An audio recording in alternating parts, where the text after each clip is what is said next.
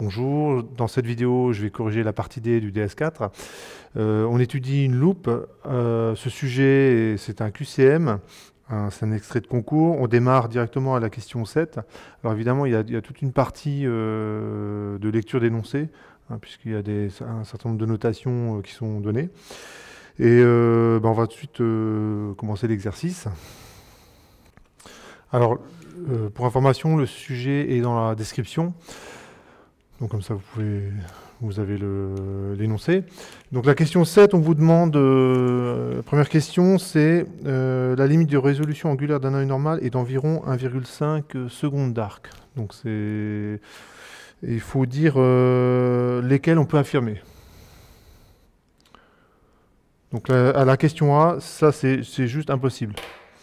Des secondes d'arc, c'est 1 divisé par 3600 degrés. Donc c'est vraiment trop petit. La résolution angulaire de l'œil, c'est à peu près une minute d'arc. Donc évidemment, si vous ne le savez pas, c'est assez compliqué de répondre à cette question. Mais une seconde d'arc, c'est vraiment très petit. C'est vraiment très petit. 1/3600e de degré, c'est vraiment minuscule. Ça veut dire que vous pourriez voir un cheveu à 10 mètres, quoi. Et ça, ou quasiment un cheveu à 10 mètres. Et ça, a priori, personne n'en est capable. Donc l'affirmation A n'est pas possible. On prend un ballon sphérique, donc je passe à l'affirmation numéro 2. On prend un ballon sphérique de 20 cm qui se trouve à 100 mètres. Donc vous avez un ballon ici. Bon, j'ai très mal dessiné. Ici, vous avez 100 mètres entre l'observateur et le ballon. Et donc l'angle sous lequel on voit le ballon, c'est cet angle-là.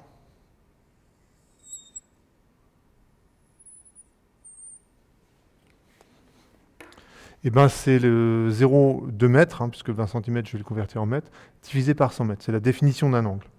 Donc l'angle ici, que j'appelle epsilon, c'est 0,2 divisé par 100. Donc ça fait, sauf erreur, 2×10-3. Bon, la résolution angulaire, donc j'avais dit une minute d'arc. Donc si vous ne connaissez pas cette information, ça va être très compliqué de répondre à cette question. Quoique le ballon à 100 mètres, si ça vous pouvez répondre. On est un facteur 10 au-dessus de la résolution angulaire de l'œil. La résolution angulaire de l'œil, typiquement, c'est 10-4 radians. Donc le ballon, en fait, il est un facteur 10 au-dessus, donc on le voit. Donc l'affirmation B, elle est correcte. On passe à l'affirmation C.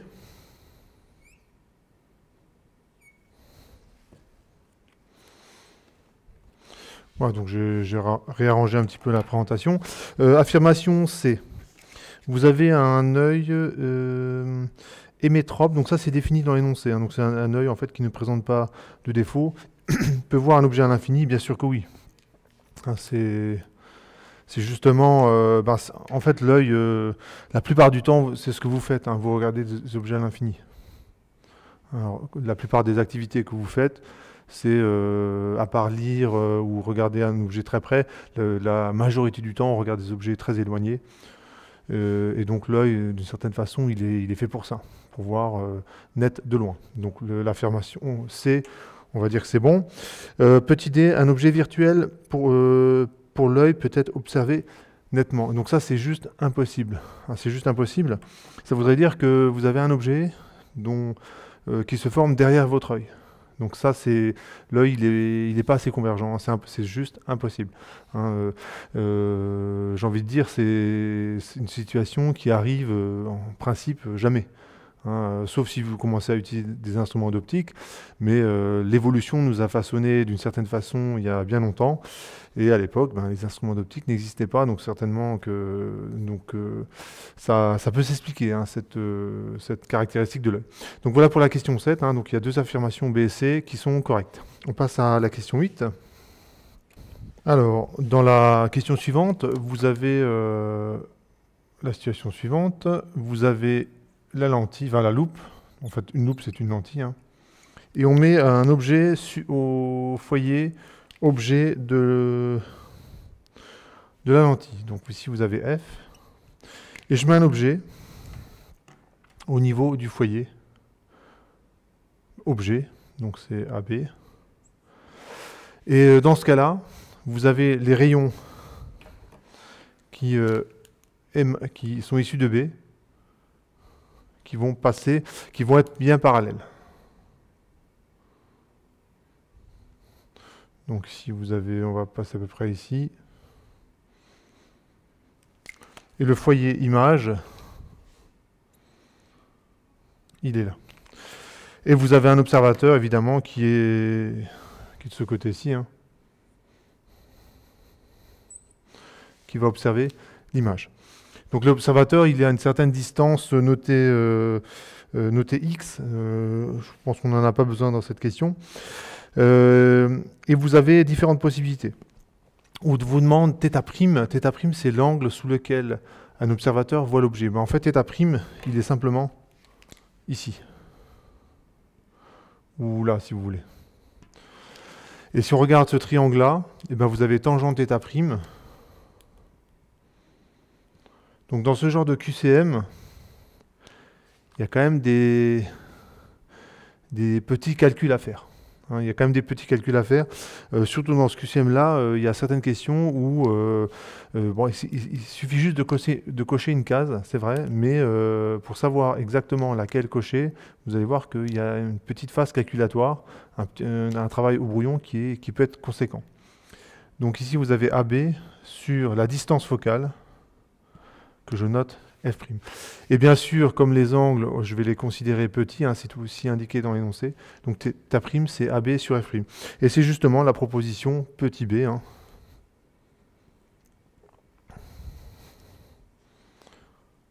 Donc on a déjà cette affirmation-là qui est bonne. Ensuite, on s'intéresse au grossissement. Alors le grossissement est défini dans l'énoncé. C'est θ' sur θ. θ', bah, ici, c'est l'angle qui est défini ici. Et θ, c'est l'angle sous lequel je vois l'objet quand j'accommode au punctum proximum. C'est-à-dire que quand je veux voir un objet qui est petit, évidemment, ce que tout le monde fait, c'est qu'on rapproche l'objet de l'œil. Hein, si vraiment c'est petit. Évidemment, plus on vieillit, plus c'est difficile, hein, puisqu'on a du mal à accommoder. Mais dans l'exemple, dans ce sujet-là, on a un punctum proximum à 25 cm. Donc ça correspond à un individu qui est pas tout jeune, mais pas non plus très vieux, on va dire. Et donc, si j'écris ça, donc ça fait AB sur F'.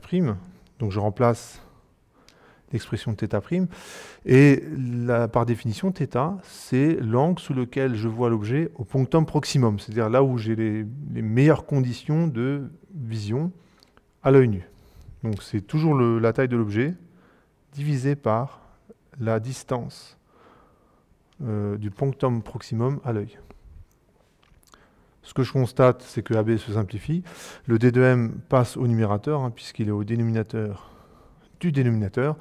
Et je me retrouve avec cette formule dm sur F', et ça correspond à la proposition D.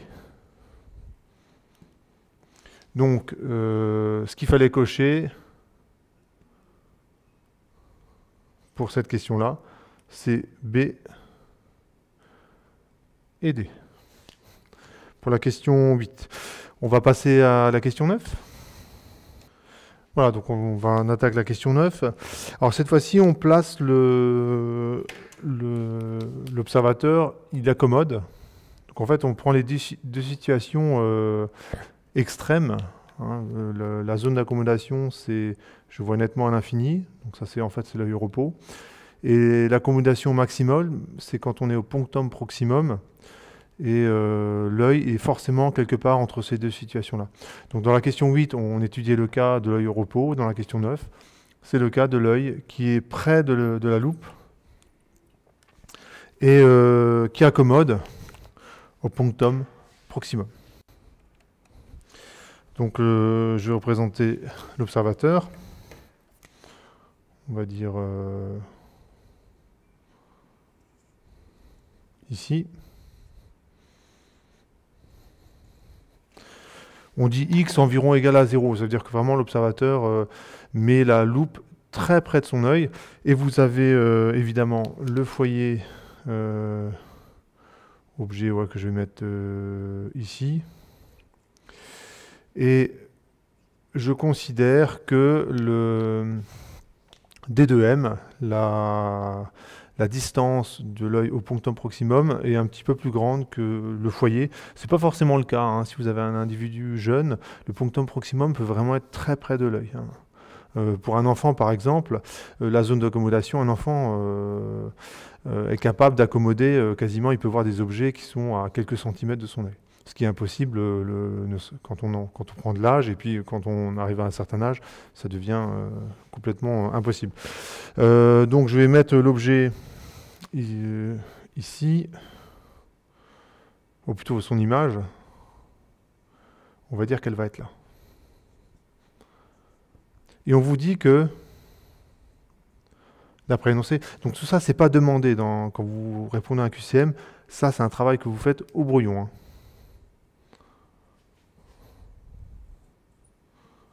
Ici, vous avez D2M, d'après l'énoncé. Donc la question, c'est, on vous demande où est l'objet, hein, c'est le petit a et le petit b, donc il y a certainement un des deux qui est bon. Et pour la question également, le grossissement, il y a une des formules, on vous donne deux formules, il y a certainement une des deux formules qui est correcte. Donc pour ça, il faut faire un petit peu de calcul. Donc je vais, allez, je prends ce stylo-là, je vais utiliser la relation de conjugaison de Descartes, donc c'est 1 sur OA', moins 1 sur OA, donc elle est présentée légèrement différemment dans l'énoncé. Cette quantité, il l'appelle P' ou PI, et cette quantité, il l'appelle PO, hein, pour P objet. Donc ça, c'est des notations qu'on rencontre. Et moi, ce qui m'intéresse, c'est OA. Donc lorsque je fais mon petit calcul, OA, ça vaut quoi? Donc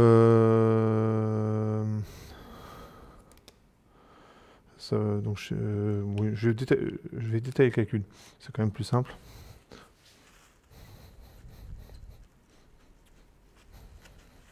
Il n'est pas très difficile, le calcul, hein.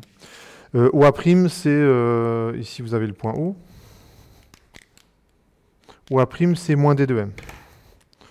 Donc, vous avez 1 sur moins D2M, moins 1 sur OA, qui est égal à 1 sur F'.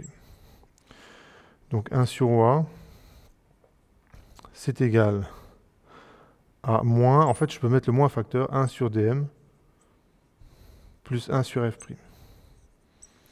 Et donc, vous avez OA qui vaut moins D2M F' sur D2M plus F'. Et c'est une des propositions, c'est la proposition petit b.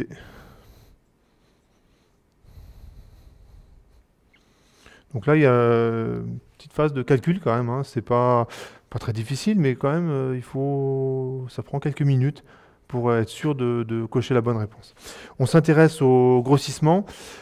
Le grossissement par, je vais l'écrire ici, le grossissement par définition, c'est θ' sur θ. θ', je le connais. En fait, c'est l'angle qui est ici. Hein, c'est l'image divisée par l'œil, bien entendu, il doit être très proche de la loupe, hein. Donc là, je l'ai représenté légèrement écarté, mais il faut imaginer que l'œil est vraiment contre la loupe. Et donc, θ', ce n'est rien d'autre que cette distance, enfin, tangente de θ', c'est cette distance sur D2M.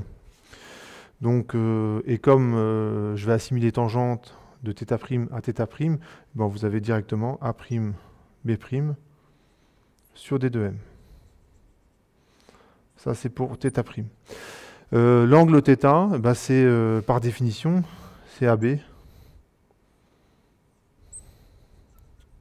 sur D2M.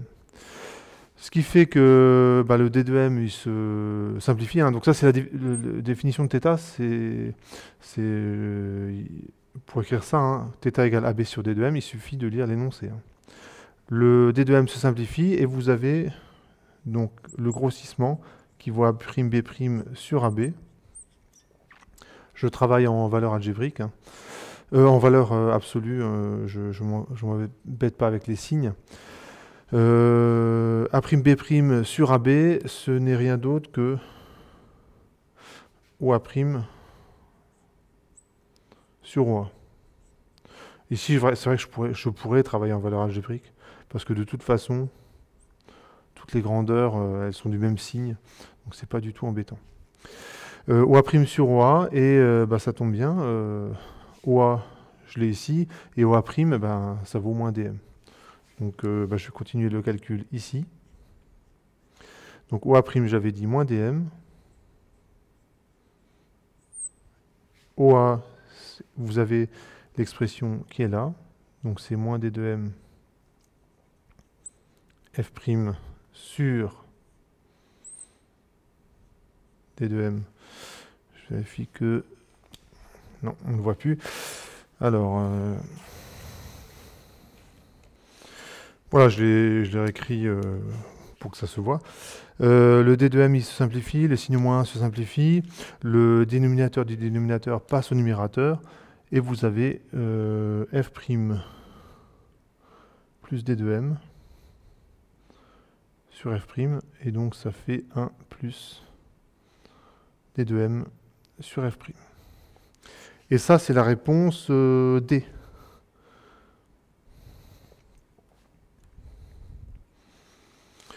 Voilà, donc pour la question 9, il fallait cocher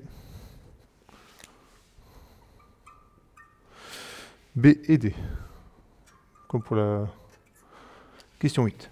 On va pouvoir passer à la question 10.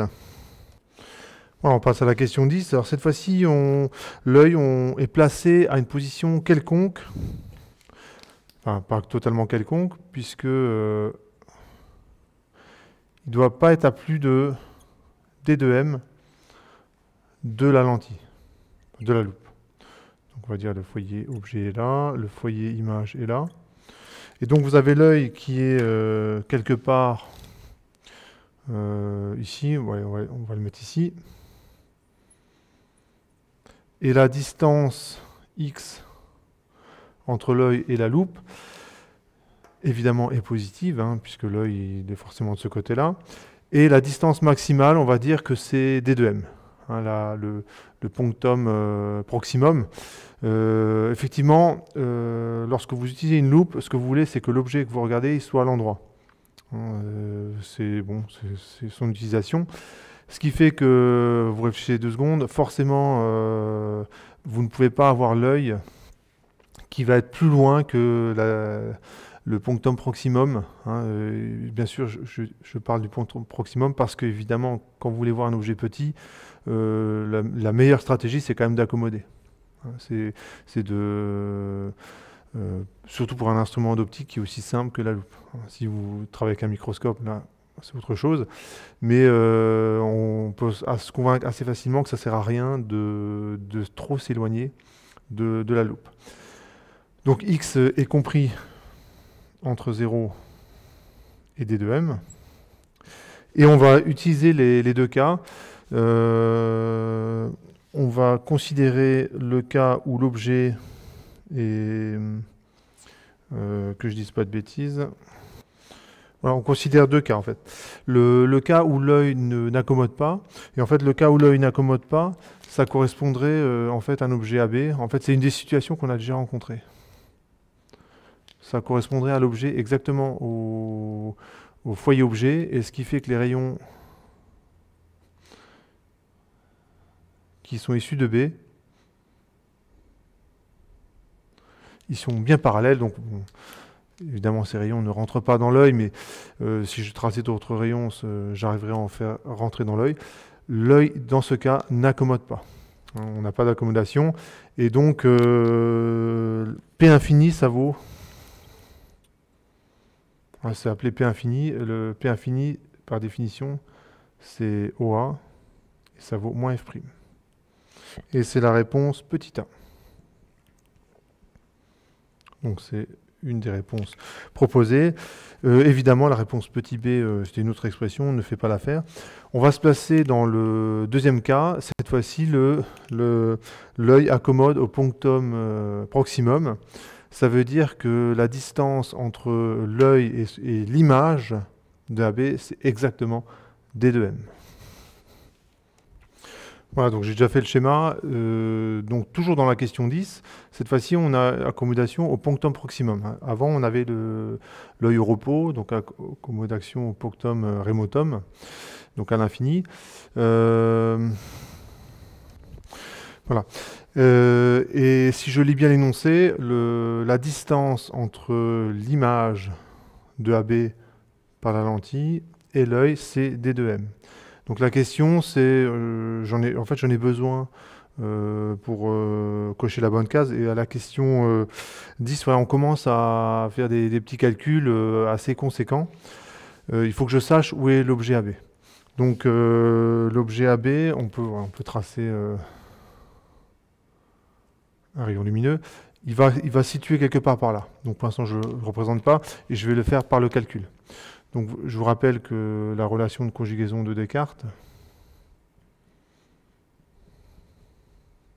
dans l'énoncé, donc je rappelle, c'était 1 sur PI moins 1 sur PO égale 1 sur F'. Et moi, ce qui m'intéresse, c'est OA. Donc vous avez 1 sur OA est égal à 1 sur OA', moins 1 sur F'. Et 1 sur OA', le point O, il est ici. A', c'est là. OA', c'est X moins D2M. Hein, pour aller de là jusqu'à là, ce que je fais, c'est que je me déplace de X et je me déplace de D2M dans le sens négatif. Donc je remplace. Ça fait 1 sur OA égale 1 sur X moins D2M moins 1 sur F'. Je peux en déduire l'expression de OA. Donc évidemment, là, il faut que je mette au même dénominateur et puis j'inverse le numérateur et le dénominateur. Ça fait F' fois X moins D2M sur, sauf erreur, F' moins X plus D2M. Et ça, c'est ce qui est noté P dans l'énoncé. Et on regarde s'il y a cette solution qui est proposée. Sauf erreur, c'est la solution C. Donc effectivement, cette solution, elle est proposée. Et on vous demande, du coup, ça répond entièrement à la question. Hein. Donc à la question 10, vous avez... Donc il y avait deux parties. Il y avait le A à cocher et ainsi que le C. On va pouvoir passer à la question 11. Alors la question 11, elle est un petit peu calculatoire, comme vous allez le voir dans un instant. Donc je refais la loupe. Dans la question 10, on avait étudié les cas extrêmes, donc le cas où l'œil accommode au punctum remotum, donc au repos, le cas où l'œil accommode au punctum proximum, et donc on avait en fait deux positions pour l'objet, hein, qui étaient respectivement notés PM et P infini. Et en fait là on considère vraiment le cas général, c'est-à-dire que je prends tous les cas intermédiaires. Moi j'ai déjà fait le schéma. Donc X c'est donné. Vous avez une position de l'objet entre les deux limites qu'on a calculées à la question 10. Vous remarquez que quand vous avez un tel QCM, finalement, vous avez quand même intérêt à bien faire les questions, et surtout bien faire les premières questions. Parce qu'en fait, ce qu'on se rend compte en faisant l'exercice, c'est qu'on se sert des résultats précédents. Où on peut les utiliser pour répondre aux questions d'après. Donc vous avez pas intérêt, quand vous étudiez un tel QCM, à vous précipiter. Parce que si vous précipitez, que vous répondez mal à, admettons, la question 9 ou la question 10, ça va finir par vous pénaliser dans les questions d'après. Et certainement que la question 11 était gratifiée de pas mal de points, parce que je pense qu'elle est évidemment un petit peu plus délicate que les questions d'avant. Alors, donc je connais la distance OA, algébrique et une OTP, je connais X et on vous demande le grossissement. Donc évidemment, ce que j'ai absolument besoin, c'est OA'. Donc je réutilise la relation de conjugaison de Descartes. Et moi, ce qui m'intéresse, c'est OA'. En fait, OA', donc là, je vous laisse vérifier le calcul. OA, c'est également noté P dans l'énoncé. OA', c'est noté P', mais bon, là, en fait, j'en ai pas vraiment besoin.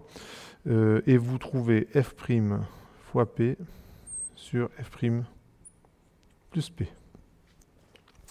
Donc je peux en déduire, alors l'image sera à peu près, je ne fais pas le schéma au complet. Hein. Voilà, je fais un rayon lumineux. L'image, mettons, sera à peu près, ouais, à peu près ici. Donc dans mon schéma, je ne cherche pas absolument à placer correctement A', B'. Puisque moi, ce qui m'intéresse, c'est les calculs. Je peux en déduire le grossissement de ma loupe, donc c'est θ' sur θ. Et θ', donc c'est A'B' sur la distance entre A' et l'œil.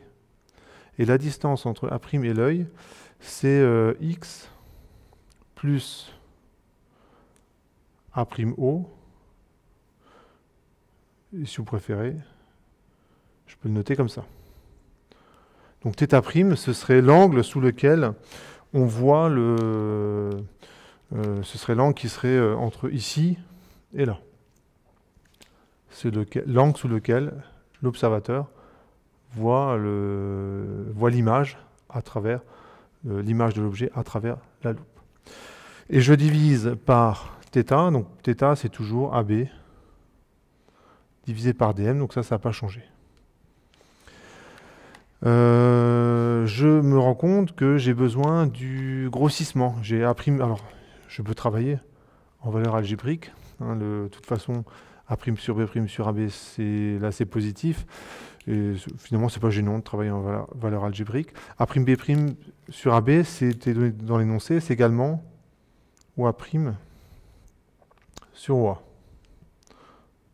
Donc ça, c'est A', B' sur AB fois D de M sur X moins OA'. OA', bah justement, j'ai son expression, je remplace. Donc là, il y a un petit peu de calcul. Ça a beau être qu'un QCM, donc il y a juste une petite croix à mettre, mais vous avez quand même intérêt à faire les calculs. Une autre stratégie possible, c'est vous placer dans des cas très particuliers. Dans des cas particuliers, et comme ça, vous pouvez exclure des réponses. Vous pouvez vous dire, ouais, cette formule ne peut pas marcher, c'est impossible, parce que si je me mets dans telle situation, j'arrive à un résultat qui n'a pas de sens. Mais finalement, dans cet exercice-là, je pense qu'une bonne stratégie, c'était de faire les calculs. Et de ne pas faire d'erreur en faisant les calculs. OA', c'est, donc je remplace, et je rappelle que OA, ça vaut P, donc ça fait F' P sur F' plus P, donc là j'ai remplacé OA'. Je remplace OA, c'est P, ensuite j'ai D de M sur X moins F' P sur F' plus P. Donc, ça me donne... je continue mon petit calcul. Je vais multiplier en haut et en bas par F' plus P. Donc, ça me donne... Donc, ça devrait se simplifier. Hein.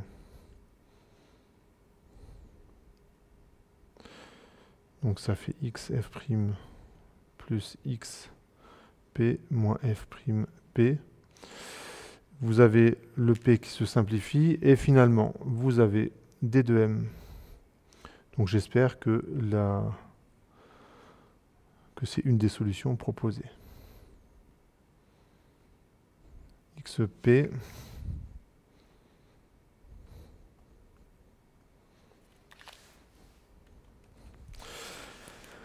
moins F'P. Donc je regarde si c'était une solution proposée. Donc ça fait XF' plus XP. Donc ça c'est la solution D qui était proposée. Donc ça, tout va bien. Alors je jette un œil quand même aux autres solutions. La petite A, petit b, ça ne fait pas l'affaire. Et petit c non plus, avec les signes, ça ne colle pas.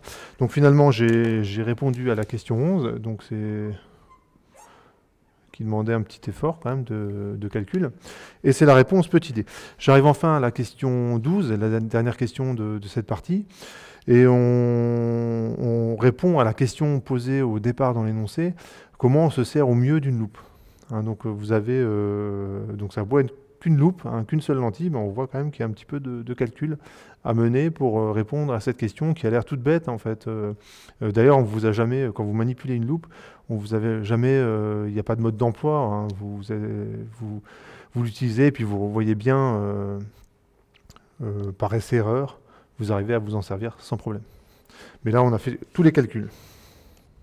Alors, dans la question 12, je vais passer en revue les différentes propositions. On vous demande parmi lesquelles situations, lesquelles donnent le grossissement le plus intéressant. Donc, on va commencer par la première. On vous dit que X, ça vaut D de M. Donc je vais prendre un petit peu de temps pour présenter chacune des possibilités. Et évidemment, le jour du concours, quand vous devez faire le QCM pour de vrai et que ce serait quand même bien d'aller assez vite, évidemment, vous ne détaillez pas comme je vais le faire. Dans cette situation, vous avez donc la lentille, enfin l'axe de la lentille, ou la loupe, hein. Et on vous dit que l'observateur, il est à peu près, on va dire ici. Alors, vous remarquez que dans mon schéma, j'ai choisi une loupe qui est une distance focale qui est assez petite par rapport au punctum proximum. Hein, on pourrait très bien envisager le cas où la distance focale est beaucoup plus grande. Hein, donc, en fait, la loupe, elle n'est pas très convergente. Et dans ce cas, le point F', il serait derrière l'œil. Donc ça dépend aussi de l'individu, parce que si vous avez un individu qui a un punctum proximum qui est très près de son œil, eh ben, le point F', il se retrouverait là. Donc ça, c'est pas très gênant. Et on vous dit que l'image, elle se trouve sur la lentille.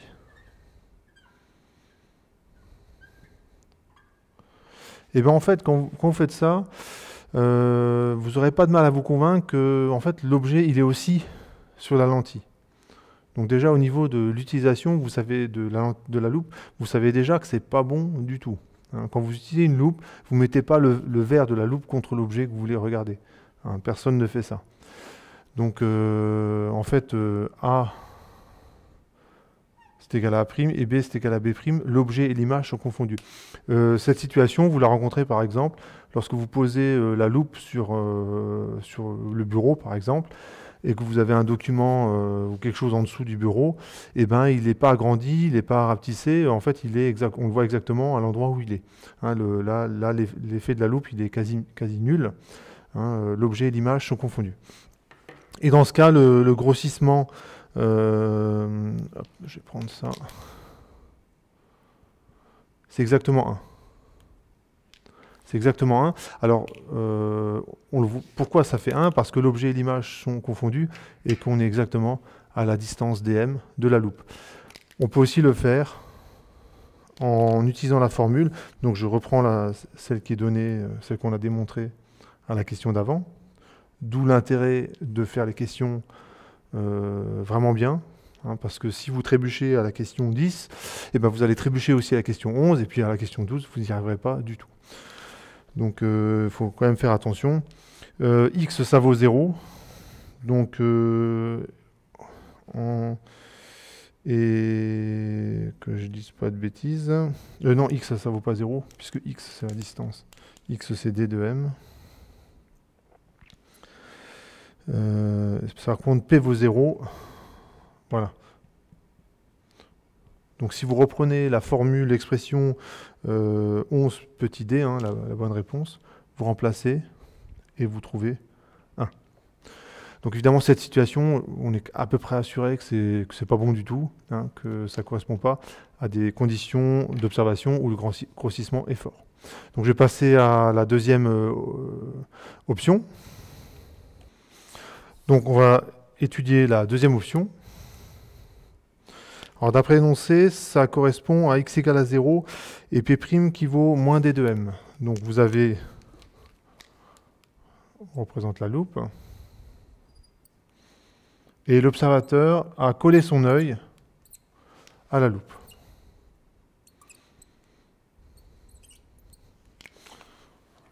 Donc l'observateur, on va dire, il est ici.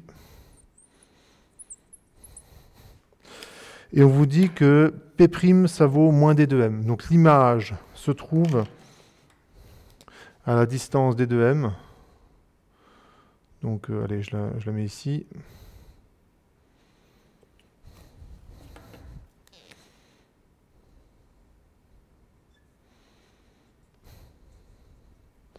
Et la distance ici,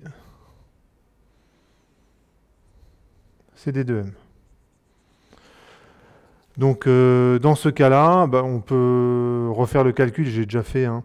On peut refaire le calcul pour trouver P et appliquer la formule qui est donnée, qu'on a obtenue à la question d'avant, pour trouver le grossissement. Et puis là, on va voir que c'est une situation qui commence à être intéressante.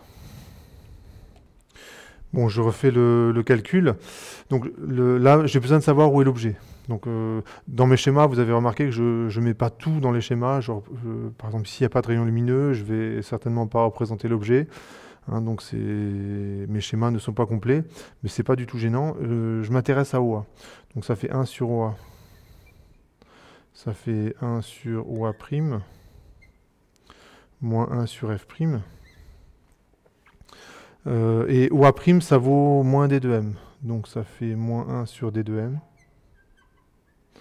Moins 1 sur F'. Et bon, vous finissez le calcul, mais ça fait moins D de M F' sur D de M plus F'. Et ça, c'est ce qui est noté P dans l'énoncé. On peut remplacer dans la formule du grandissement.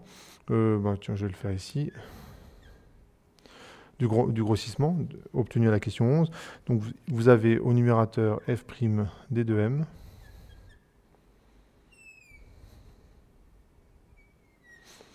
Vous avez au dénominateur, comme x est nul, il y a beaucoup de termes qui s'en vont. Je remplace P, donc ça fait moins D de M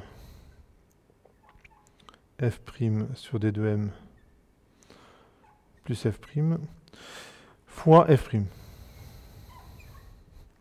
Donc on voit qu'il y a pas mal de termes qui se simplifient.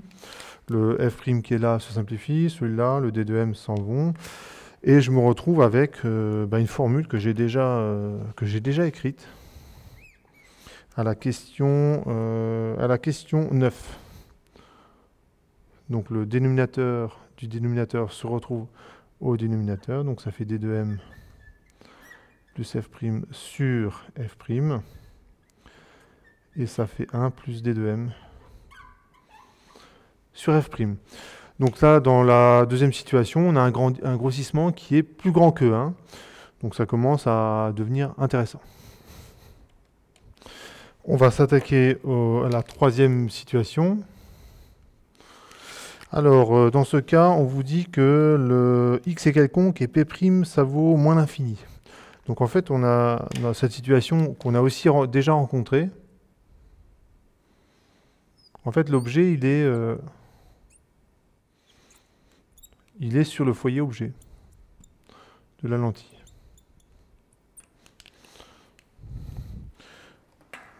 L'objet se trouve là. Et donc son image, elle est renvoyée à l'infini. Hein, quand on vous dit que P' vaut moins l'infini, ça veut dire que l'image, bon, je peux représenter les rayons, hein, si vous êtes, pour définitivement vous convaincre. Voilà. Les rayons là sont parallèles, et l'observateur, il est quelque part de ce côté-ci. Et dans ce cas, donc x est quelconque, hein, il n'y a pas une valeur de x qui est particulière. Hein. De toute façon, quand l'image est à l'infini, finalement, que vous mettez votre œil ici ou plus près, ça ne change pas énormément. Hein. Vous allez simplement élargir ou rétrécir le champ de vision, mais c'est tout. Hein. Ça donnera exactement la même chose. Et dans ce cas, le grossissement, donc ça correspond à la première question. Donc c'est vrai que on avait trouvé D de M sur F', mais ce que je vais faire, c'est, je vais prendre le temps de reprendre la formule de précédemment, trouver la question 11, et remplacer P par moins F'. Donc ça donne F' fois D de M sur X, on s'en fiche. F'. Et P, c'est moins F'. Hein, P, je vous rappelle que c'est de O à A. Et bien, O à A, c'est exactement moins F'. Donc quand je remplace, je vois que ce terme-là, il disparaît. Et il me reste ici moins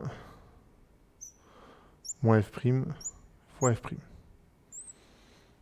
Hein, ce terme-là, c'est P. Donc, il me reste quoi? Il me reste exactement D de M sur F'. Donc un résultat qu'on a déjà obtenu. Donc dans ce cas-là, le grandissement, il est moins intéressant que dans ce cas-là. Par contre, un avantage de ce réglage-là, c'est que l'œil n'accommode pas.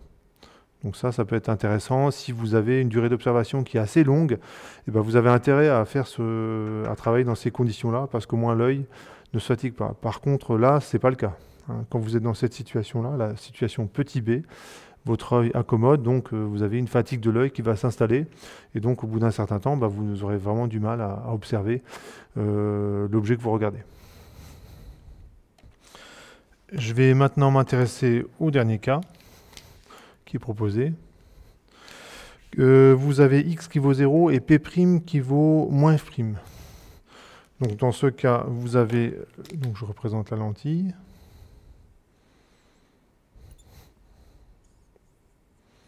Ou la loupe si vous préférez.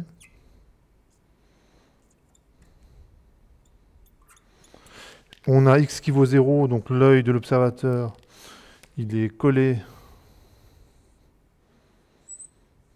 à la loupe. Et on vous dit que l'image se trouve sur le foyer objet. Donc l'image A'B', elle est là. Et la question, c'est où est l'objet? Parce que tant que je ne sais pas ce que vaut P, hein, donc de manière équivalente, savoir où est l'objet, je ne peux pas appliquer la formule qui est donnée à la question 11, hein, qu'on a trouvé à la question 11. Donc je fais un petit calcul, de nouveau, 1 sur OA', moins 1 sur OA, égale 1 sur F'. OA', ça vaut moins F', donc ça vaut, je remplace.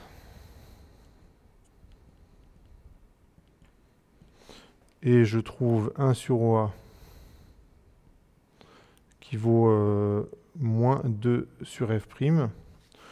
Et j'en déduis que OA, qui est aussi noté P dans l'énoncé, c'est moins F' sur 2. Donc l'image, elle est, donc si on représente ce rayon-là, l'image, elle est à mi-chemin. Donc AB, en fait, il est là.